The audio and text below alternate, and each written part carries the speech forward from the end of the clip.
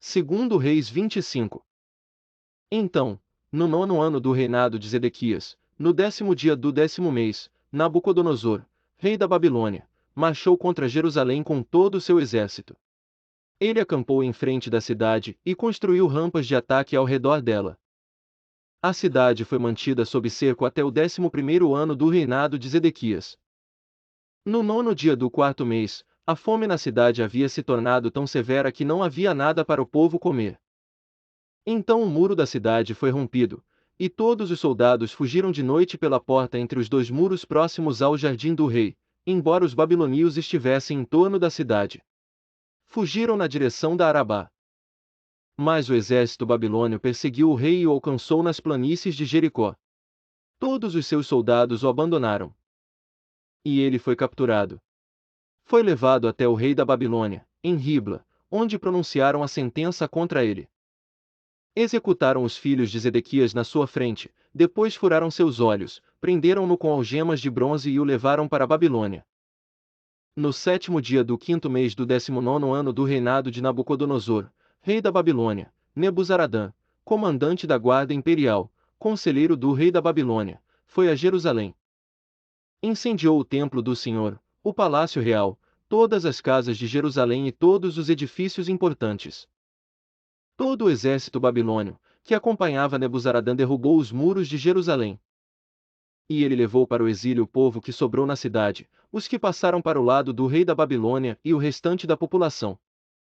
Mas alguns dos mais pobres do país o comandante deixou para trás, para trabalharem nas vinhas e nos campos. Os babilônios destruíram as colunas de bronze, os suportes e o tanque de bronze que estavam no templo do Senhor, e levaram o bronze para a Babilônia.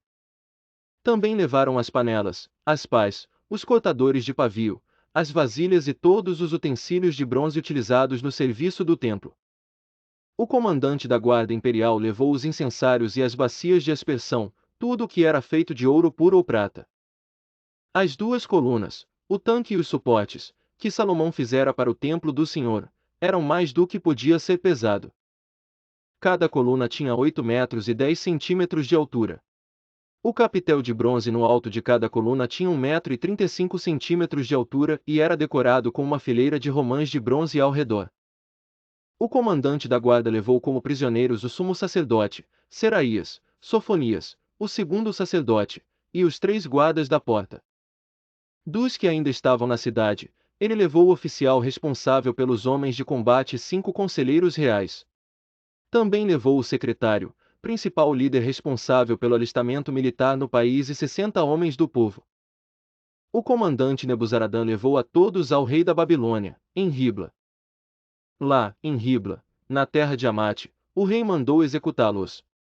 Assim Judá foi para o exílio, para longe de sua terra. Nabucodonosor, rei da Babilônia, nomeou Gedalias, filho de Aicão e neto de Safã, como governador do povo que havia sido deixado em Judá. Quando Ismael, filho de Netanias, Joanã, filho de Cariá, Seraías, filho do netofatita Tanomete, e Jazanias, filho de um Maacatita, todos os líderes do exército, souberam que o rei da Babilônia havia nomeado Gedalias como governador, eles e seus soldados foram falar com Gedalias em Mispá.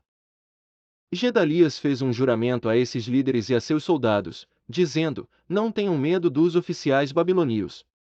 Estabeleçam-se nesta terra e sirvam o rei da Babilônia, e tudo lhes irá bem. Mas no 7º mês, Ismael, filho de Netanias e neto de Elisama, que tinha sangue real, foi com 10 homens e assassinou Gedalias e os judeus e os babilônios que estavam com ele em Mispá. Então todo o povo, desde as crianças até os velhos, juntamente com os líderes do exército, fugiram para o Egito, com medo dos babilônios.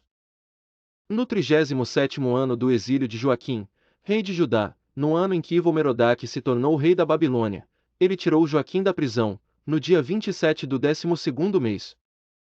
Ele lhe tratou com bondade e deu-lhe o lugar mais honrado entre os outros reis que estavam com ele na Babilônia.